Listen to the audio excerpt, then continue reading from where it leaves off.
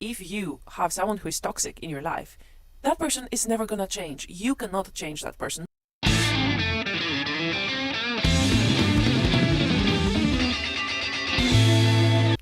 Hello everyone, this is Irina and welcome to LifeCrafting Podcast. On this podcast we're going to mainly talk about lifestyle, mindset and motivation.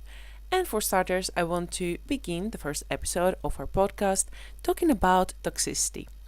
This is a term that we keep hearing a lot around, like this is a toxic boyfriend, they're in a toxic relationship, toxic girlfriend, toxic working environment. Everything is so toxic, and indeed toxicity is something that is far more prevalent nowadays than it used to be. But let's take a moment and first question ourselves, what is toxicity? What do we define as toxic? When we have a system and we have too much of something compared to the threshold of our system to handle it, then we say that we have toxicity. For instance, if you drink a lot of water, that's a good thing, right? Yes, but if you drink like 25 liters of water in one day, then it's going to be too much for your body to handle it, and then it's going to be toxic for you. So the way I understand toxicity is the overaccumulation of negative traits and qualities into a system, be it a dynamic between two people or between the whole society, that eventually has negative impact on the system. Nowadays, it's very frequent that we encounter either people that they really feel bad to be around, or we encounter people that are suffering because of someone being toxic and so on. So, of course, everybody's emotions are valid. And of course, if you have been in a situation that is inherently toxic and is abusive and so on, of course, this is a horrible thing to experience. But I want to remind us all, and to remind that to myself too, that we cannot really change people.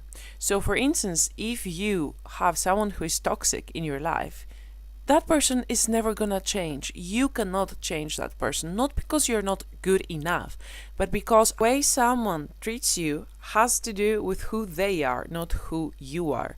So we have a lot of toxicity nowadays because we have a lot of people with a lot of unhealed, unaddressed trauma. Therefore, a lot of people that are toxic, they are toxic because they have a lot of unhealed trauma, unaddressed trauma, and they reflect the trauma on other people. They project it.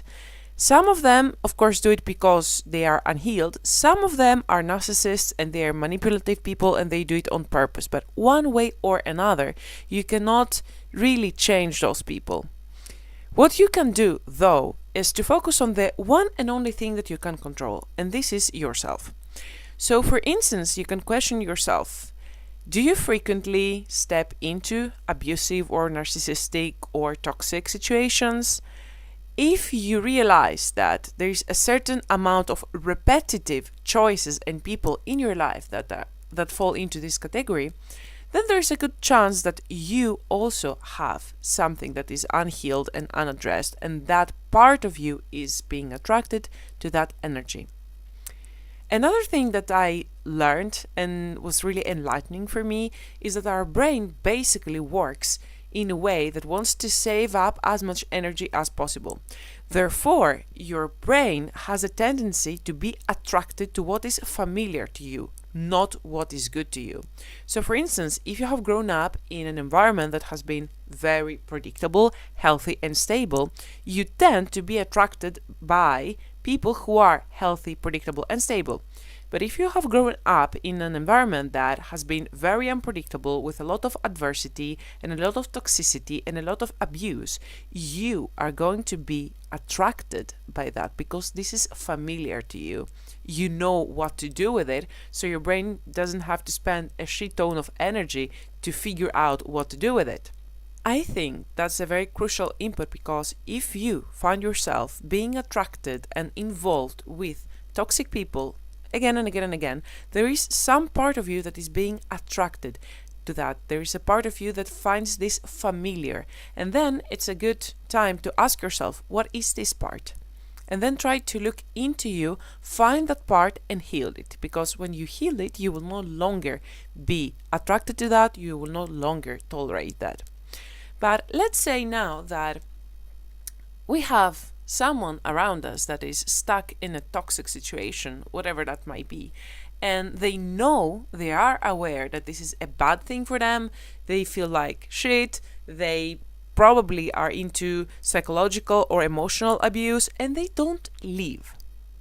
And if you are a third party and you look at the situation, you feel this is bizarre. Like, why that person doesn't leave? Why does that person say, oh, but I love him, I love her, and so on?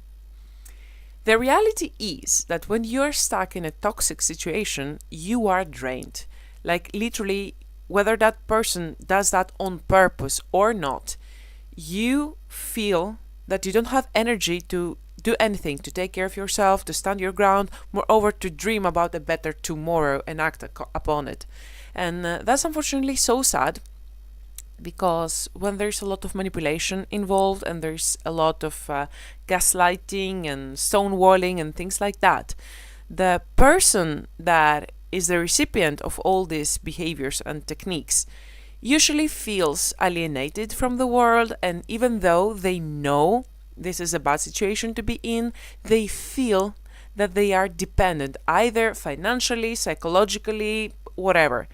Those people feel that they cannot escape. And what we can do to get those people out of this is to actually be around them, be with them, be there for them. You certainly have that one friend that, got into a relationship and you haven't heard from them for like some months now. Just call them to check if they're okay. Of course, life happens and we can be busy, and that might be the reason that you didn't hear from your friend, but just to make sure, check up on them. If you have someone that you know that is stuck in a situation like that, remind them that you are there for them. Remind them that you can help them. Remind them that they can reach out to you at any time and that you can find solutions for them if they cannot find solutions for themselves. But if you are a person that you are stuck in a situation like that, please, please, please remember that you're not alone. We cannot change the world. We can only change ourselves and heal the parts of us that are attracted and they tolerate toxicity, but we can also try to help the people around us and try to make a micro community that is safe, that is protective, and it can be a nice oasis for people that have gone through this and they know they can finally rest and reboot there. So these were my thoughts on the topic. Please let me know if you like this podcast, and if you'd like to see more of my content, please like, share and subscribe, and see you on episode 2. Bye.